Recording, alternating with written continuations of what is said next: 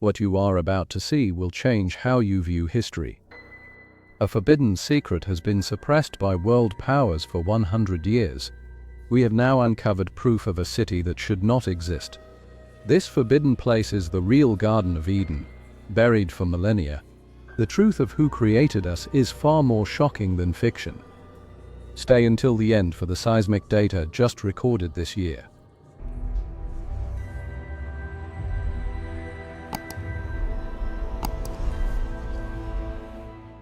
Could the grand narrative of human history be a carefully constructed fiction? Is what's taught in every classroom designed to conceal a much deeper truth? On March 19, 2003, the world watched a televised war unfold. Then armored columns carved their destructive way through the vast and desolate Iraqi desert. Desolate. This conflict was packaged for the public as a necessary war for freedom. But beneath this spectacle, a covert mission was secretly unfolding in the shadows. The Pentagon held a secret that it never ever intended for you to see. Deep in the sands of Mesopotamia, military satellites registered a strange anomaly. This was no ordinary geological feature. It was a colossal geometric structure. Buried by millennia, it aligned perfectly with what were once four great rivers. This is the precise location described in Genesis as the Garden of Eden. This isn't a myth, it's documented intelligence, concealed for over 2 decades. Now let's rewind further in time to the year 1914. 3 British archaeologists began a fateful excavation near the ancient city of Eridu. Their names have since been excised from almost all official historical narratives. They were on a quest, following clues from ancient cuneiform tablets. They spoke of a place called Eden, a lush paradise for humankind. On November 9, 1914, they sent one final cryptic telegraph message. Just before they completely vanished from the face of the earth, they sent 6 words. A chilling mystery for generations. We have found the Golden Gate. No remains were ever found. No field journals ever saw the light of day. The excavation was instantly sealed by military decree, and every artifact they had unearthed simply vanished. The official story? They were tragic casualties of the encroaching First World War. But this is the part they omit. The war wouldn't reach that remote region for many months. And over the next several decades, 3 subsequent archaeological teams that tried to dig in that exact spot met similarly inexplicable ends. Now jump forward to 2003. As American divisions advanced on Baghdad, a specialized unit was deployed with a singular classified objective. This was no standard combat unit. It was a curated team of scientists and military intelligence officers. They weren't hunting for weapons of mass destruction. They were not there on a mission of liberation. According to documents that surfaced years later via WikiLeaks, this unit bore the designation Task Force Eden. Its mission, to secure and extract specific artifacts from the Iraqi National Museum and a handful of archaeological sites in the south, with a sharp focus on the area around the ancient city of Eridu. While the world's media broadcast chaotic images of looters ransacking the museum, a far more deliberate operation was in motion. Of the 15,000 artifacts declared stolen, intelligence analysts later concluded the theft was anything but random. It was surgical. Certain tablets, specific cylinder seals, designated fragments of ancient texts were taken with uncanny precision, while other, equally priceless items were left behind. Whoever was directing this operation knew exactly what they were after.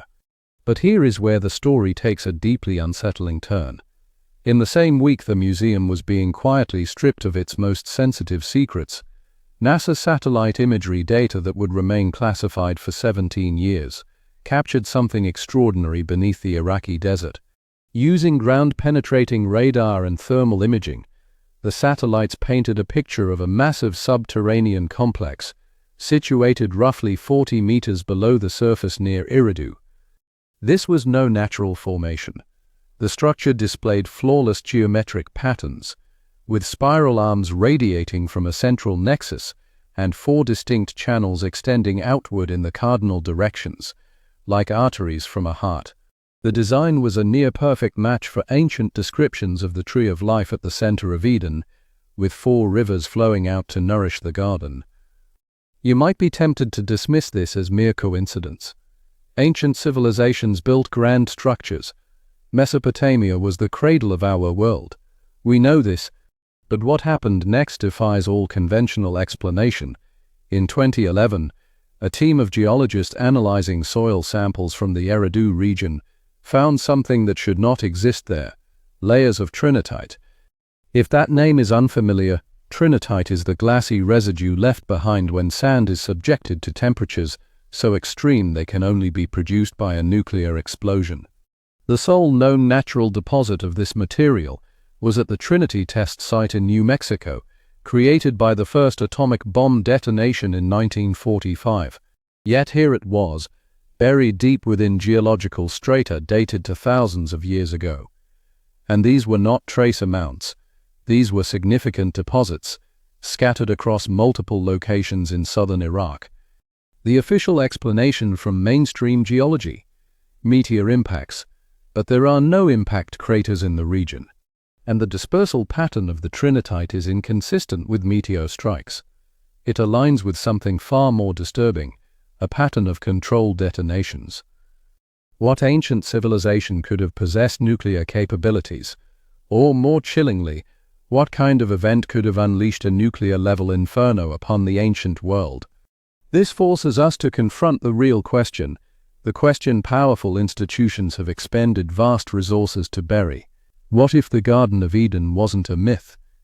What if it was a real physical place, an advanced city, perhaps the most advanced ever constructed on this planet? And what if its destruction was deliberate? What if the story of Adam and Eve's expulsion was not a fable about disobeying God, but a fragmented memory of survivors fleeing a cataclysm, a technological disaster, or perhaps an act of war that erased an entire civilization from the pages of history? The link between ancient Mesopotamian texts and the biblical Eden is not speculation, it is established linguistic and historical fact. The very word Eden derives from the Sumerian Eden, meaning a plain or steppe. But the Sumerian civilization, a culture that materialized seemingly from nowhere around 3200 BC, complete with sophisticated writing, mathematics, astronomy, and legal frameworks, had its own Genesis story. It is nearly identical to the biblical account, except it was recorded 1,000 years earlier. In the Epic of Gilgamesh, one of the oldest literary works known to man, we find a description of a sacred garden, protected by divine entities, where immortality was bestowed upon the worthy. The hero, Gilgamesh, journeys to this garden seeking eternal life, only to have it snatched away at the final moment. Does that sound familiar? But here is the part your history books leave out. The Sumerian texts are not vague, poetic allegories. They contain specific geographical coordinates, precise measurements, complex astronomical alignments, and descriptions of technologies that should be impossible for the ancient world. They speak of the Anunnaki beings who descended from the heavens, who wielded knowledge beyond human understanding, and who founded the first cities in the land between the rivers. The Sumerians themselves insisted they did not invent their civilization. They claimed it was bestowed upon them, fully formed by these beings. And the origin point they identify, the very first city ever built, was Eridu, the same place where the British archaeologists vanished in 1914. The same place targeted by specialized American forces in 2003. The same place where satellites revealed a massive, subterranean structure that defies every conventional archaeological model. This is not ancient history collecting dust in academic archives. This is an active cover-up, spanning more than a century, involving multiple governments, intelligence agencies, and religious institutions, all of which have a profound vested interest in keeping certain truths buried. Because if Eden was real, if it was a city built with technology we are still struggling to comprehend, then we are forced to ask the next logical question: who built it? And what became of them? To grasp why the Garden of Eden might genuinely be entombed beneath Iraq, we must understand what sets Mesopotamia apart from every other cradle of civilization. Egypt had the Nile, China the Yellow River, India the Indus Valley. All of these societies progressed gradually over millennia. We can trace their development through archaeological layers, primitive hamlets growing into complex villages, which then coalesced into cities and kingdoms. The timeline is logical. The progression makes sense. But Mesopotamia, and specifically the Sumerian civilization that erupted in southern Iraq around 3200 BC, shatters every rule. Archaeologically speaking, one moment there is nothing but simple agrarian communities using basic pottery and stone implements. The next, almost overnight in historical terms, there is Sumer. Not a fledgling civilization, but a fully realized complex society. They possessed base 60 mathematics, a system we still use to measure time. They had a written language with over 600 symbols. They created astronomical charts that tracked planetary movements with an accuracy not seen again until the invention of the telescope, thousands of years later. They established legal codes with concepts like the presumption of innocence. They engineered advanced irrigation, wheeled vehicles, bronze metallurgy, and massive architectural works that demanded knowledge of principles that should not have existed. No transition, no slow evolution, just instantaneous sophistication. Mainstream archaeology labels this the urban revolution and offers little explanation for the how or the why. They cannot tell us where the Sumerians came from. The Sumerian language is a linguistic isolate, meaning it shares no roots with any other known language family. It didn't evolve from a predecessor. It simply appears, fully developed. The Sumerians themselves gave an answer, but it is one that makes academics profoundly uncomfortable. They said their knowledge was a gift from the Anunnaki, beings who came down from the heavens and taught them everything. They depicted these beings in stone reliefs and on cylinder seals, tall figures, often shown with wings or holding strange geometric objects, instructing humans in the arts of writing, building and understanding the cosmos. Orthodox scholars dismiss this as mythology, primitive people inventing supernatural stories to explain the world. But here is the flaw in that logic. The Sumerian texts are not vague tales. They are disturbingly technical. Consider the Sumerian king list, an actual ancient document found in multiple copies. It catalogues the rulers of Sumer from the very beginning. The list opens with kings who allegedly reigned for tens of thousands of years before a great flood. After the flood, the lifespans of the kings become realistic. Human scale. Conventional historians declare the pre-flood section mythological and disregard it. But what if those numbers aren't measuring time as we do? What if they are recording something else entirely, generations, cycles of rule? Or, and this is the unsettling possibility, what if some of those early rulers were not human and lived on a vastly different timescale? The Sumerian account of the flood, incidentally, predates the biblical story of Noah by at least a millennium and is far more detailed. The hero, named Zusudra or Utnapishtim, is warned by the god Enki of a coming catastrophe. He is instructed to build a massive vessel to precise specifications and load it with his family and animals. The flood arrives. The rest of humanity perishes. He and his ark survive. Sound familiar? But here is what the Bible omits. In the Sumerian version, the flood isn't a divine punishment for sin. It is described as a calculated act by some of the gods to exterminate humanity, which had grown too numerous and too loud. Other gods disagreed with this genocide and secretly saved Zusudra. This is not a morality play. It reads like a historical record of a political dispute among a ruling elite. And geological evidence confirms a catastrophic flood event did strike Mesopotamia around 3800 BC.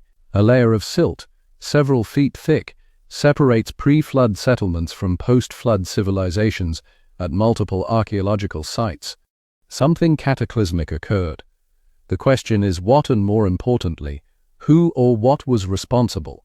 This leads us to the location itself. Why Mesopotamia? Why southern Iraq specifically?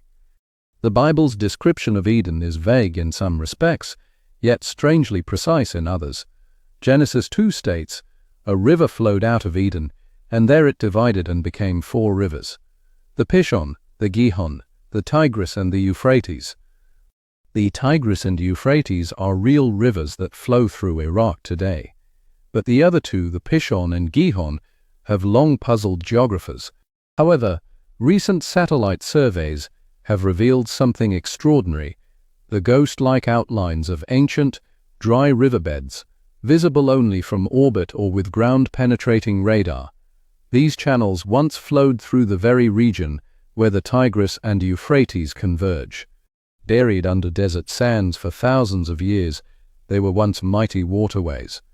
4 major river systems, all meeting in southern Iraq, just as Genesis describes. The epicenter of this confluence, the point where these 4 rivers met, is less than 20 miles from Eridu, the ancient Sumerian city their own texts name as the first city ever built, the dwelling of Enki, the god of wisdom and water. And here, the story grows stranger still. Eridu, according to Sumerian records, was not built by human hands. It was founded by the gods themselves as their first settlement on earth, after descending from the heavens. The temple at Eridu, called the Eabzu, or House of the Abyss, was said to have been constructed directly over the primordial waters of creation, the source from which fresh water springs to nourish the land.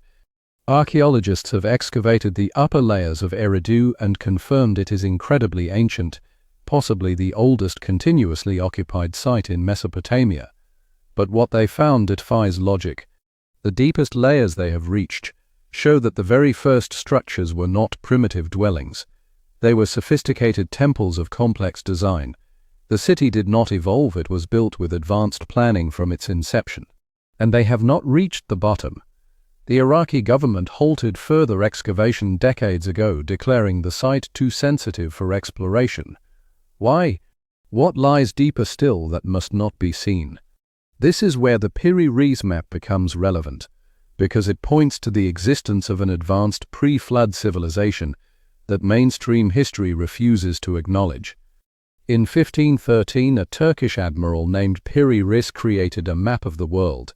That map exists today in the Topkapi Palace in Istanbul. What makes it astounding is that it accurately depicts the coastline of Antarctica. Not the ice-covered continent we know, but Antarctica without its ice cap, showing the true landmass beneath.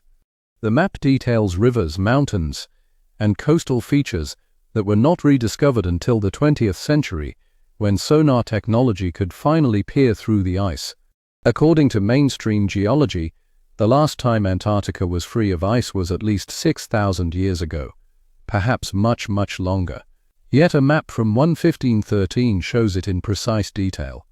Piri Reis himself noted on the map that he compiled it from over 20 source maps, some dating back to the era of Alexander the Great and even earlier. Where did those ancient maps come from? Who charted Antarctica before the last ice age? The only honest answer is that an advanced civilization, with global maritime capabilities and sophisticated surveying technology, existed long before Sumer or Egypt. When that civilization was destroyed, fragments of its knowledge survived, copied and recopied across generations, until pieces fell into the hands of people like Piri Reis, who no longer fully understood what they possessed. This is not speculation. This is following the evidence where it leads. Another piece of evidence that shatters the official timeline is Göbekli Tepe in southeastern Turkey, just a few hundred miles from Mesopotamia. Discovered in 1994, this site has upended our understanding of prehistoric humanity. Göbekli Tepe is a massive temple complex featuring intricately engraved stone pillars, some weighing up to 16 tons, arranged in circles with sophisticated astronomical alignments. The unbelievable part: it is over 12,000 years old. That predates the invention of agriculture. It predates writing. It predates what we call civilization. This temple was built by people who, according to everything we've been taught, should have been nomadic hunter-gatherers, incapable of organizing such massive construction projects. And then comes the truly bizarre twist. After standing for millennia, Göbekli Tepe was intentionally buried. Someone meticulously filled the entire complex with tons of earth, preserving it. Why would anyone bury such a monumental site? What were they trying to hide or protect? Klaus Schmidt, the lead archaeologist at the site until his death, believed it was built by a society that existed before the Younger Dryas impact event, a suspected comet strike around 10,800 BC that triggered catastrophic climate change and mass extinctions. Schmidt speculated that the cataclysm survivors buried Göbekli Tepe to preserve their knowledge for a future age, then migrated to more hospitable lands. Where did they go? Perhaps south into the fertile river valleys of Mesopotamia. What if Göbekli Tepe was a sanctuary, a time capsule of knowledge from a lost world? And what if the people who built it, or their descendants, were the very ones who established Eridu and seeded the Sumerian civilization with advanced knowledge that seems to spring from nowhere? This would explain why Sumerian texts speak of knowledge being given to them by beings from the past. Not necessarily gods from the sky, though that is how memory preserved it, but survivors of a lost civilization passing down what they knew before it vanished forever. The Epic of Gilgamesh, which we touched upon earlier, contains more clues. Gilgamesh was a real king of Uruk, another Sumerian city, who reigned around 2700 BC, but the epic poem about him incorporates elements that are clearly far older, echoes of events from millennia before his time. In the tale, Gilgamesh, seeking immortality, travels to a remote land to find Utnapishtim, the survivor of the Great Flood, who was granted eternal life by the gods. Utnapishtim resides in a sacred garden at the world's edge, guarded by scorpion men and surrounded by trees bearing jewels. Gilgamesh completes the perilous journey, crosses the waters of death, and finds the garden. He meets Utnapishtim and learns the secret to immortality, a plant that grows at the bottom of the primordial sea. But Gilgamesh loses the plant. A serpent steals it from him as he bathes, and he returns home empty-handed, resigned to his mortal fate.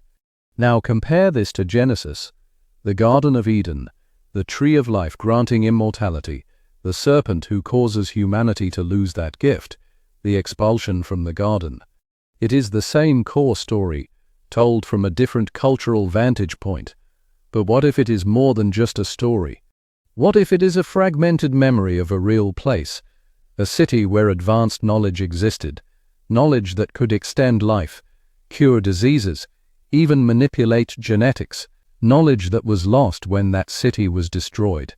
The Hebrew word for Eden, as we established, comes from the Sumerian Eden. But there is another layer. In ancient Hebrew mysticism, Eden is tied to the concept of a primordial paradise, where humans existed in a higher state of being before the fall, not just morally but technologically and biologically different. The Kabbalistic tradition speaks of Adam Kadmon, the primordial human, who was vastly different from us, possessing abilities and knowledge we have since lost. What if this isn't spiritual allegory? What if it's genetic memory? What if there truly was a prior version of humanity, or a civilization of beings who looked like us but possessed capabilities we can barely fathom?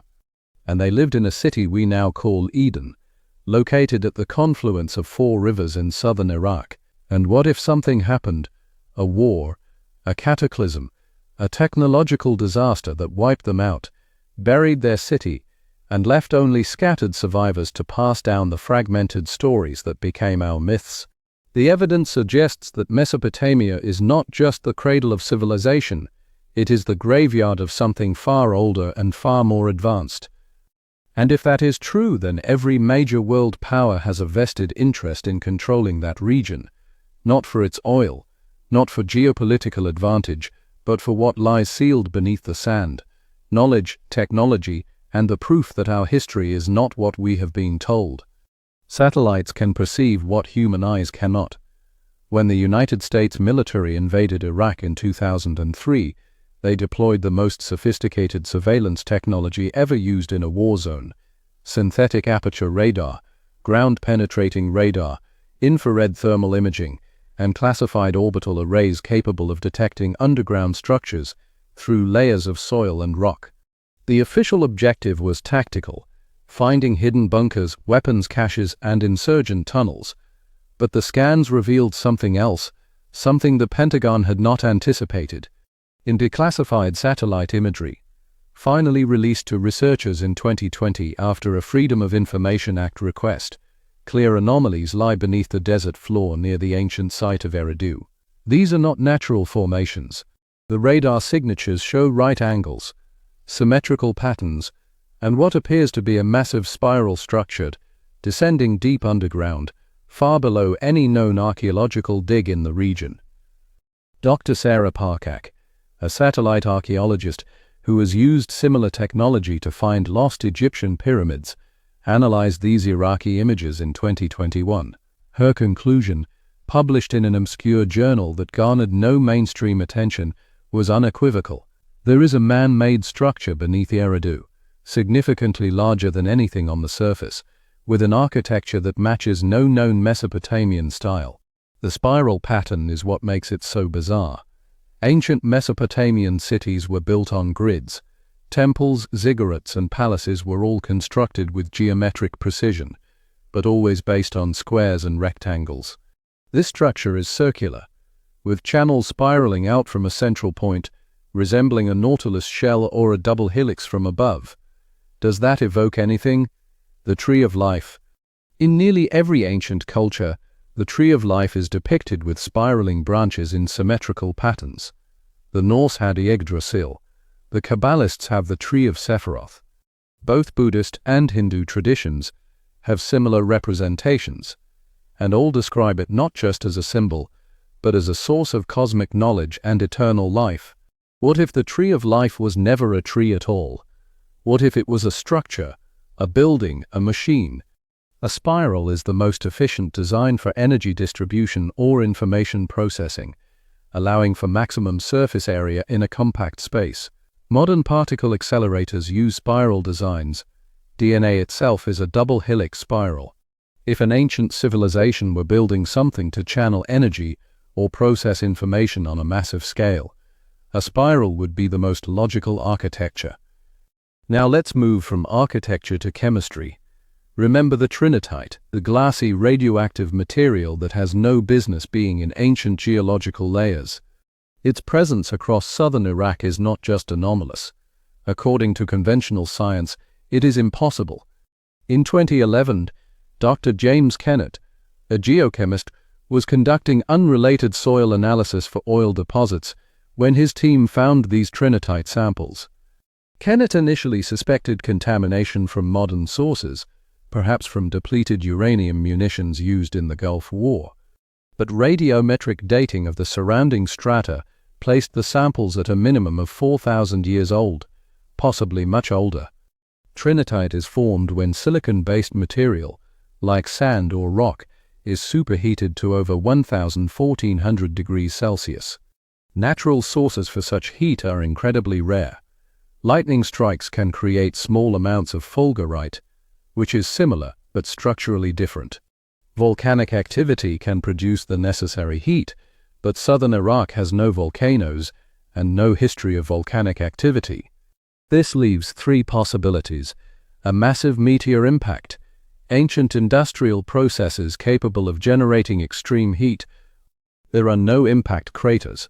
The distribution of the trinitite is too uniform to be from industrial furnaces. This leaves us with the third option, an option mainstream science refuses to consider because it implies either that ancient humans possessed nuclear technology or that someone else did. But it gets more disturbing. The distribution pattern of the trinitite in southern Iraq mirrors the thermal shadow patterns observed at Hiroshima and Nagasaki. At those sites, objects and people near ground zero were vaporized, while those farther away were flash burned, leaving shadows where their bodies shielded the ground from thermal radiation. The Iraqi trinitite is concentrated in specific areas, with sharp boundaries, exactly what you would expect from airbursts, multiple detonations at altitude, designed for maximum destruction over a wide area. Dr. Kennett submitted his findings to 3 peer-reviewed journals. All three rejected his paper without review, labeling his conclusions too speculative. When he sought funding for follow-up research, his grants were denied. He was eventually pressured to abandon this line of inquiry entirely. This is how inconvenient truths are buried, not with dramatic conspiracies, but through institutional pressure, funding denial, and professional ostracism. You do not publish research that upends fundamental assumptions about human history, especially not when it involves the Middle East and carries political implications. But Kennett wasn't the only scientist to find the impossible in Iraq. Let's talk about DNA.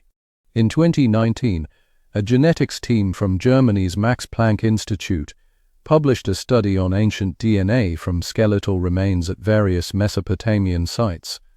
The project aimed to trace human migration patterns. Most samples were exactly what you'd expect: genetic markers consistent with ancient Semitic populations.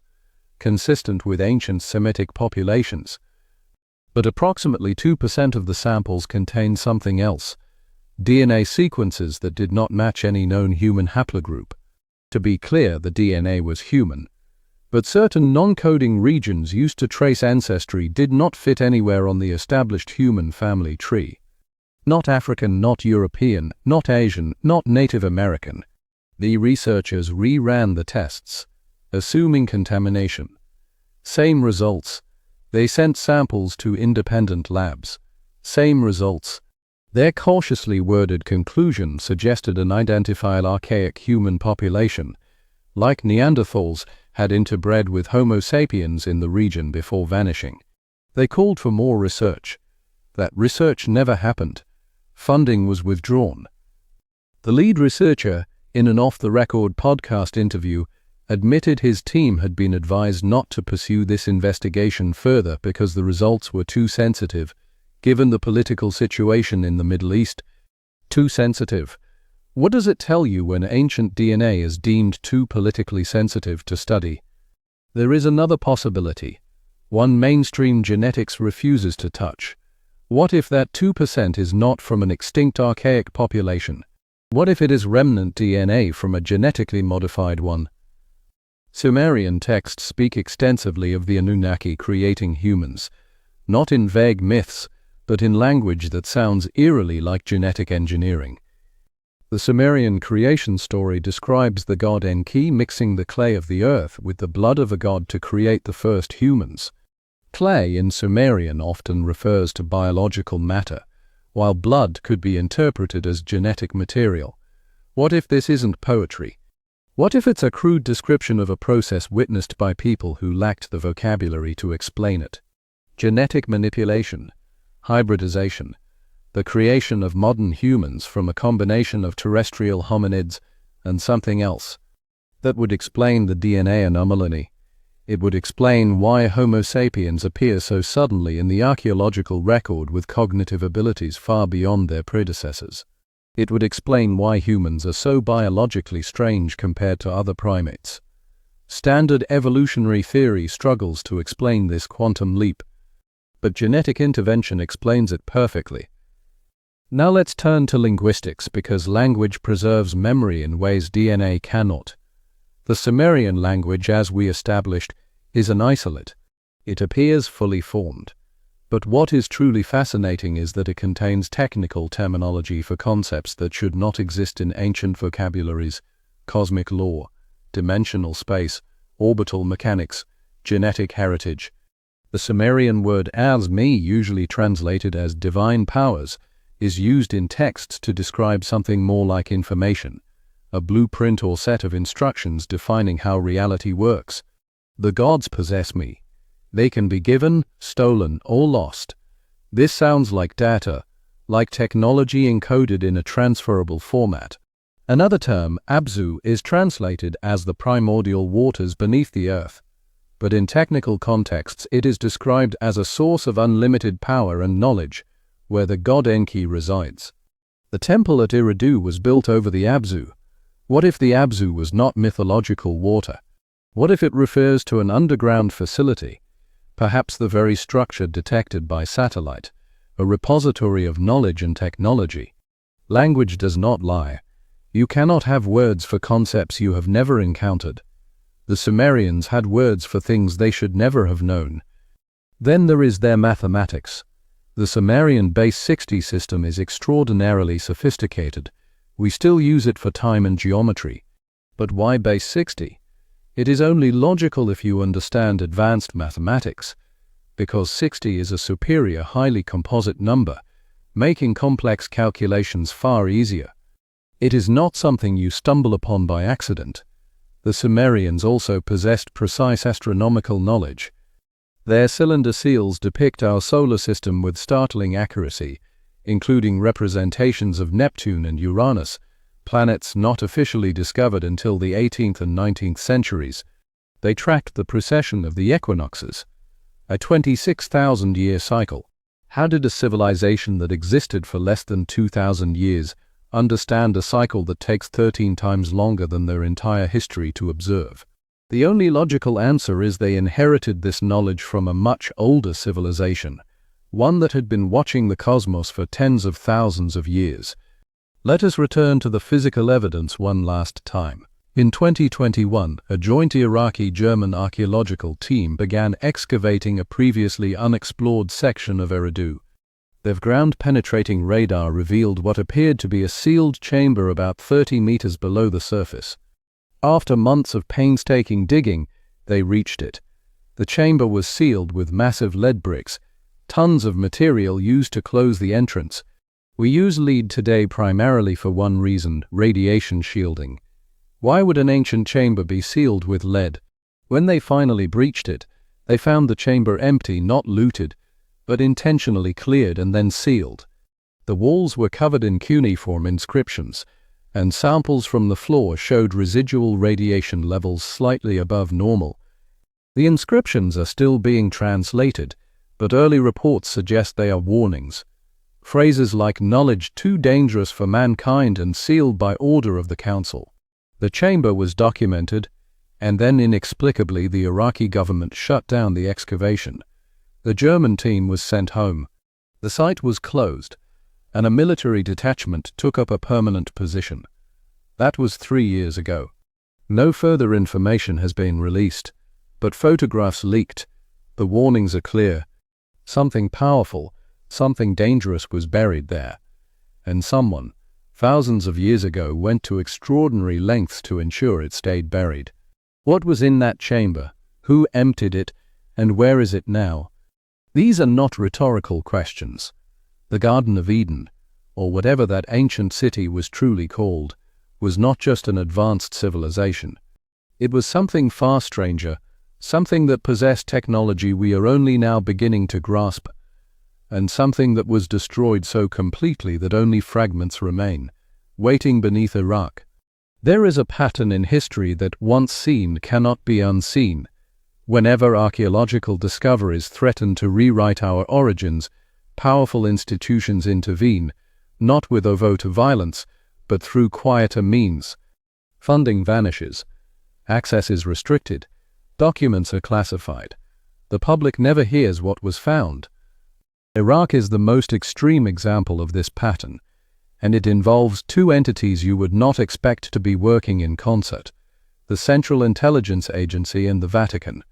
Let us start with the 2003 invasion of Iraq, because the official story makes no sense. The stated objectives were finding WMDs and removing Saddam Hussein. We now know the WMDs did not exist. The intelligence was either flawed or fabricated. But here is what the media did not cover.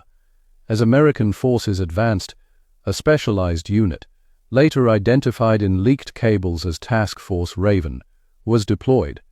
It consisted of archaeologists, linguists, anthropologists, and CIA personnel specialists, not soldiers.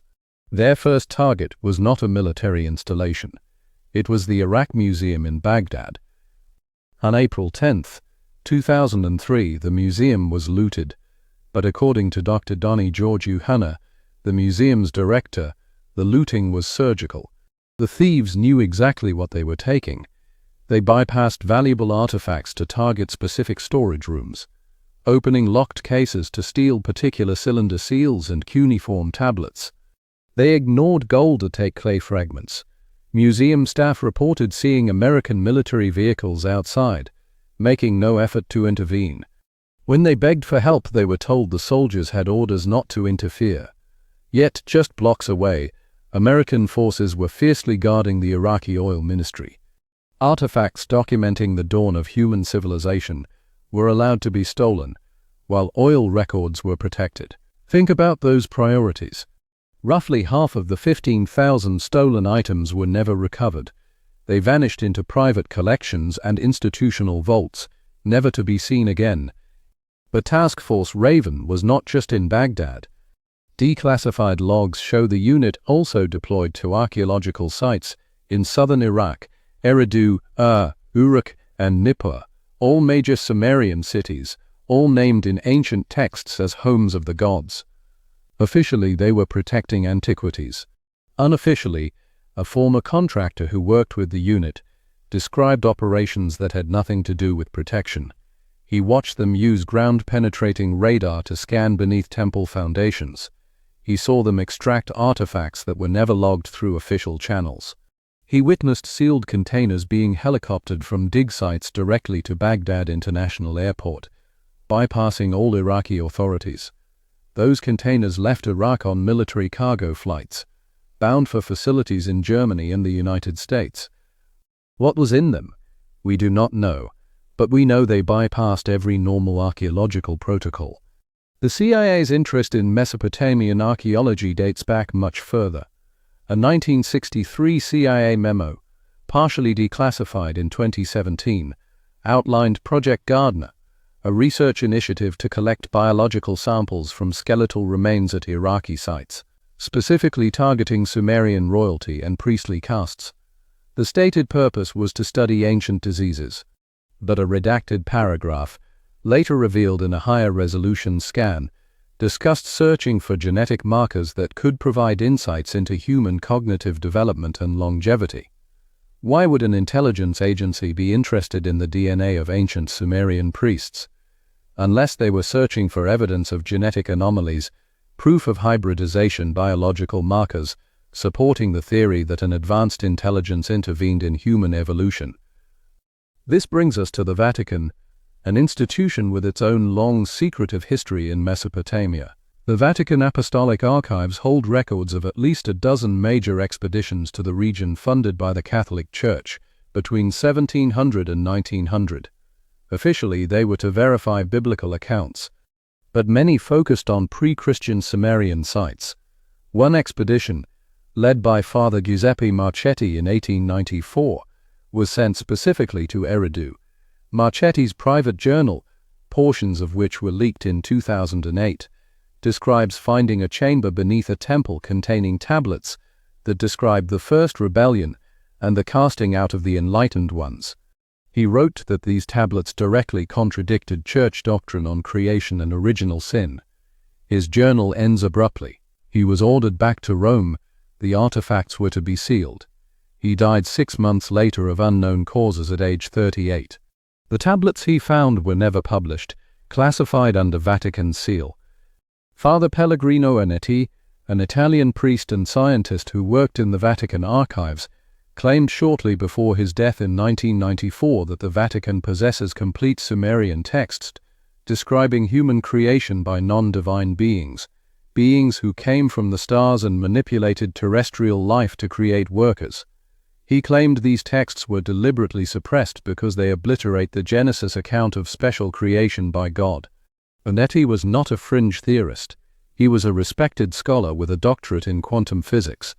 His claims were dismissed as the ramblings of an old man, but several colleagues quietly confirmed he had seen documents in the archives that deeply troubled him. The connection between the CIA and the Vatican is not so strange. Both traffic in information. Both have global networks. Both have a strategic interest in controlling narratives about human origins. During the Cold War, they cooperated on numerous operations.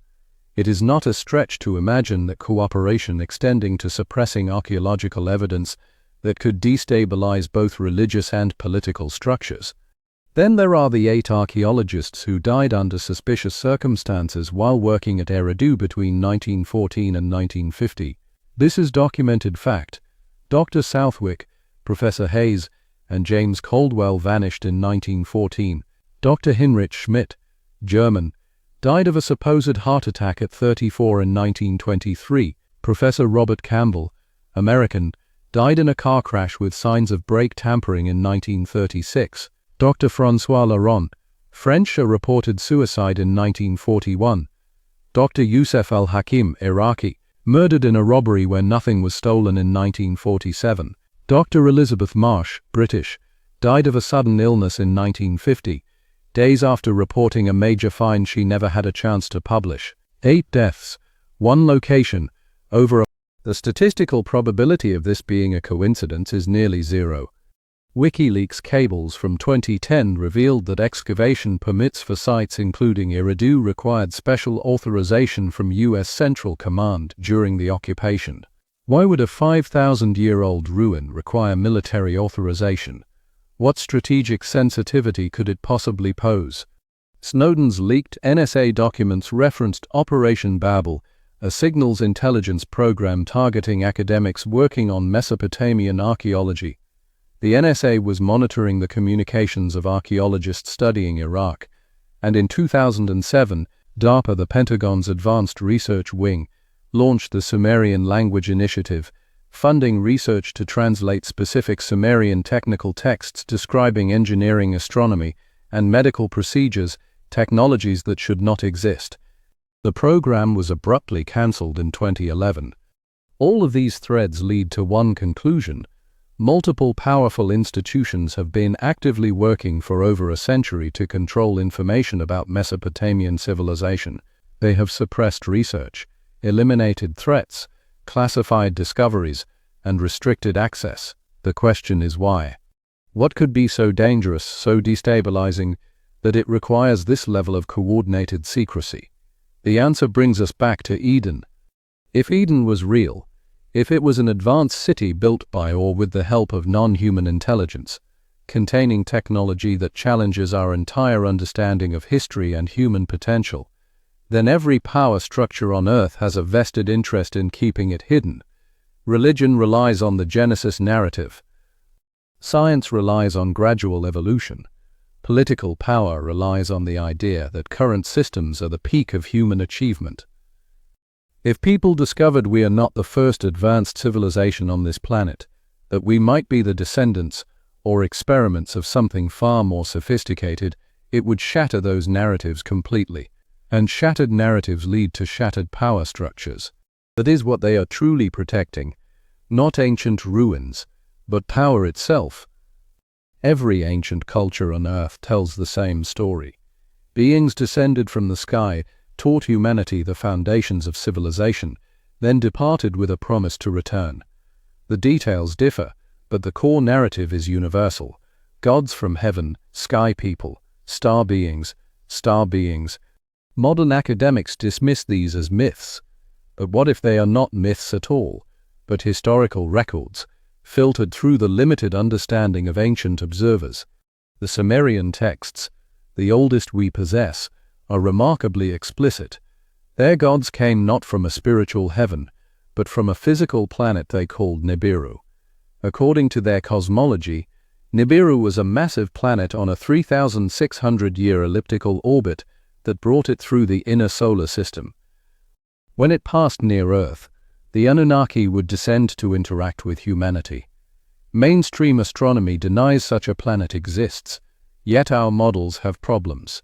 Unexplained perturbations in the orbits of outer planets and anomalies in the Kuiper belt have led Caltech astronomers to propose the existence of a massive planet 9 beyond Neptune, its gravitational influence explaining these discrepancies. They haven't found it yet, but they know something massive is out there. The Anunnaki themselves are described not as abstract gods, but as individuals with names, personalities, and conflicts. Enlil, the commander; Enki, the scientist and lord of wisdom; Ninursag, the geneticist. They have family dramas and political disputes. This is not mythology. It reads like a dynastic history. According to the Sumerian creation epic, the Atrahasis, the Anunnaki came to Earth some 450,000 years ago to mine gold, which they needed for their atmosphere. The labor was hard, and the lower-ranking Anunnaki rebelled. Enki proposed a solution: create a worker race by genetically modifying the primitive hominids already on Earth. The texts describe this process in disturbingly biological terms, mixing the clay of the earth, genetic material, with the essence of the gods, their DNA, to create Adamu, the first human. This was not magic, it was genetic engineering, complete with descriptions of failed attempts before they created a viable hybrid. They gave humans just enough intelligence to perform complex tasks, but not enough to challenge them. The forbidden fruit story in this context becomes an event where a faction of the Anunnaki, likely led by Enki, chose to uplift humanity further against the wishes of the ruling council.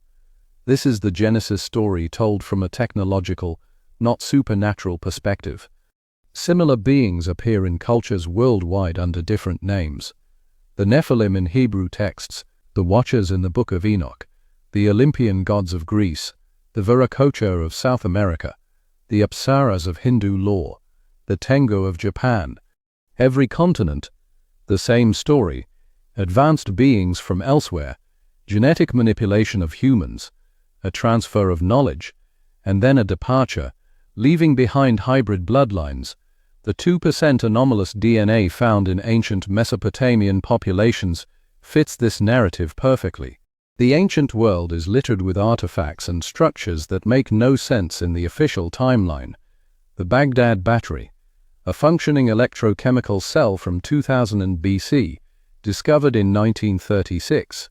The Antikythera mechanism from 100 BC, a complex astronomical computer with gearing not seen again for over 1,000 years.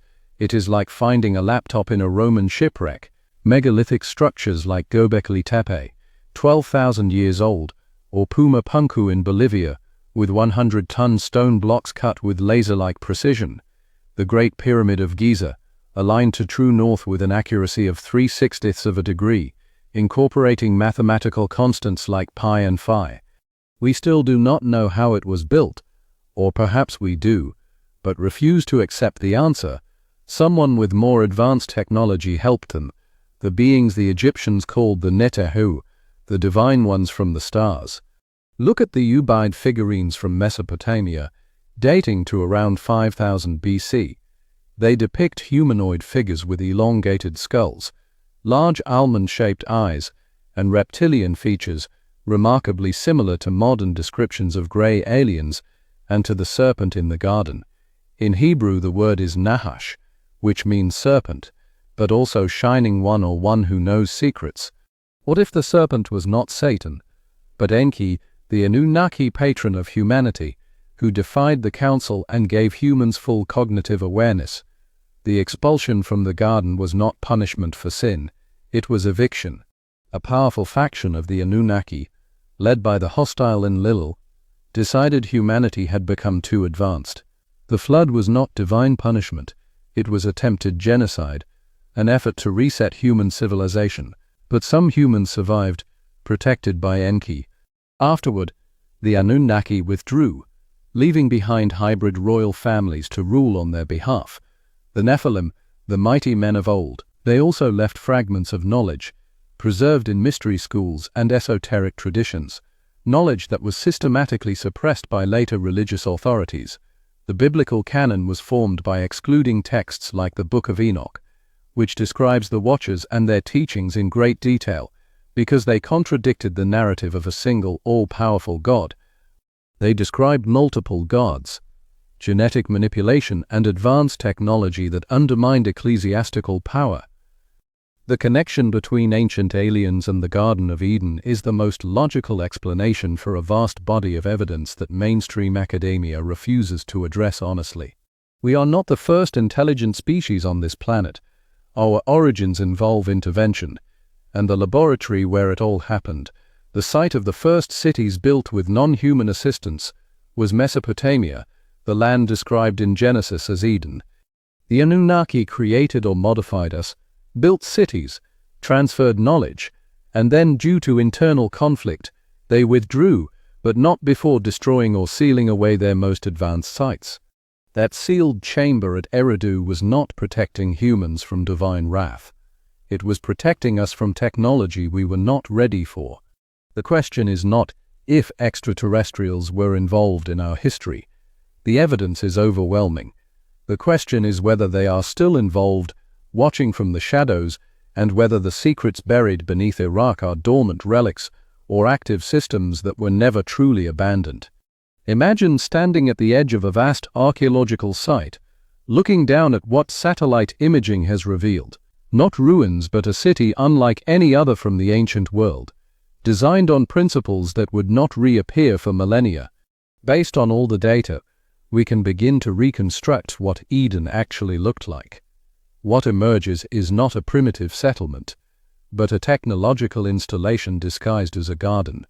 Its layout is the first clue. The structure beneath Eridu shows deliberate geometric planning on a massive scale. The core feature is a spiral formation, 800 meters in diameter, descending at least 40 meters below ground. This spiral has 12 distinct channels radiating outward, each aligned to specific astronomical directions. 12. The number echoes through ancient systems, 12 zodiac signs, 12 tribes of Israel, 12 Olympian gods. In engineering, 12 radial channels provide optimal distribution of energy, water, or information. This was not designed for farming. This geometry was imposed on the landscape. At the center of the spiral, thermal imaging shows a significant temperature anomaly. The ground is several degrees warmer, suggesting a concentrated heat source deep below. The Sumerian texts say the temple at Eridu sat atop the Abzu, the primordial waters, but Abzu was also described as a source of infinite wisdom and power. What if Abzu was not water? What if it was an energy source, a power plant? The central spiral could be a massive generator, drawing geothermal energy and distributing it through the 12 channels. The visible surface structures show impossible construction techniques. The stone blocks at the base of the oldest temple are not stacked. They are fused together at a molecular level, as if melted and re-solidified into a single mass. This requires technology far beyond the Bronze Age. The texts describe Eden as containing the tree of life at its center and the tree of knowledge nearby. But in Sumerian, tree is also a metaphor for systems and structures. What if these were not plants, but technological installations? The tree of life, the central spiral core, providing power and sustenance. The tree of knowledge, a library or database containing restricted information. Ancient descriptions of the tree of life include glowing fruit and branches reaching to heaven. That sounds less like a plant and more like a luminous, powered structure. The 4 rivers flowing out of Eden were said to water the entire earth. As literal rivers, this is hyperbole. But if they were channels distributing knowledge, technology, or even genetic material, the phrase makes perfect sense. Eden was a hub, a center from which the Anunnaki administered their operations. The 12 channels connected to 12 administrative zones. This network theory is supported by the sudden, simultaneous appearance of sophisticated civilizations around 3200 BC in Mesopotamia, Egypt, the Indus Valley, and Peru. It is far more likely they were seeded from a common source than that they developed complex societies independently at the exact same time. That source was Mesopotamia, and its heart was Eridu, the city of Eden. After the flood destroyed the original city, survivors spread out, carrying fragments of knowledge. This explains the global similarities in megalithic architecture and astronomical myths. They all stem from a common, far more advanced ancestor civilization. The irrigation systems of ancient Mesopotamia are another clue. The oldest systems are the most sophisticated, with later ones becoming cruder, as if the knowledge was being lost. This is the reverse of normal technological development. They inherited complex systems and gradually forgot how to maintain them. Even the foundational crops of agriculture, wheat, barley, lentils, appear suddenly in the archaeological record around 8000 BC, already fully domesticated, with no clear wild ancestors. It points to genetic modification. The Anunnaki did not just engineer humans. They engineered an entire biosphere to sustain their worker species. The Garden of Eden was not a natural paradise. It was an engineered environment. If we could excavate the full depth of Eridu, what would we find? Not pottery, but control systems, power generators, biological engineering labs, and data archives containing the complete history of human creation. That is why it is sealed. That is why access is restricted. That is why 8 archaeologists died. The technology is still down there. The main installations are too large to remove. They remain beneath Eridu dormant, but perhaps not dead, and whoever controls Eden controls the proof of our origins. They control technology millennia ahead of our own. They control the narrative of history itself. This is what the conspiracy is about, not just hiding evidence of ancient aliens, but controlling access to functional technology from a civilization far more advanced than our own. Power does not fear truth. It fears the loss of control that truth brings. If Eden is real, if it contains proof that humanity was seeded by non-human intelligence, why the secrecy? The answer threatens every pillar of modern society. Start with religion. Over 3 billion people follow Abrahamic faiths, all based on the Genesis account of God creating Adam from dust. Replace that with genetic engineering by extraterrestrials, and the entire theological framework collapses. If we were created by the Anunnaki as a labor force, we are not made in God's image. Original sin becomes disobedience to an employer. Who then was Jesus? A hybrid with enhanced Anunnaki genetics. A revolutionary opposing the control systems left behind. The Vatican and every other major religious institution understands this. They are not protecting God. They are protecting their own power, which relies on being the sole intermediary between humanity and the divine. Then there is science. Modern evolutionary biology rests on Darwinian gradualism. But the fossil record shows sudden leaps, most notably the appearance of behaviorally modern humans 50,000 years ago, with art, complex language, and symbolic thought, as if a switch was flipped. Acknowledge that our genome shows signs of deliberate manipulation, and the entire field requires fundamental revision. The scientific establishment protects itself by marginalizing dissent. Add the political dimension. If the Anunnaki engineered different human populations for different purposes, as the ancient texts suggest, creating a hierarchy, then modern egalitarian ideology faces an existential crisis. This is a topic so dangerous that it is suppressed, not because it is false, but because a society built on equality cannot handle it. Finally, there is technology. If Eden contains functional systems, the nation that controls it gains an incalculable advantage. Genetic engineering to cure disease and extend life. Energy generation that could end our reliance on fossil fuels. Material science beyond our comprehension. This is the greatest technological prize in human history. That is why American forces deployed specialized units to Iraqi archaeological sites. That is why access to Eridu remains restricted. The fight is not over oil, it is over ancient technology that could reshape the world. There is also the chilling possibility that the Anunnaki never fully left, that they maintain control through hybrid bloodlines and secret societies. The Freemasons, the Rosicrucians, and others who claim to be custodians of ancient wisdom. What if they are not just preserving knowledge, but acting as intermediaries, ensuring humanity does not develop in ways that threaten the interests of our creators? This would explain the coordinated multi-generational suppression of evidence. Someone or something wants humanity kept in ignorance. The final reason for the cover-up is fear. If humanity learned we were created as a slave race, how would we react? Society would fracture. Better, from the perspective of those in power, to maintain the comfortable lies.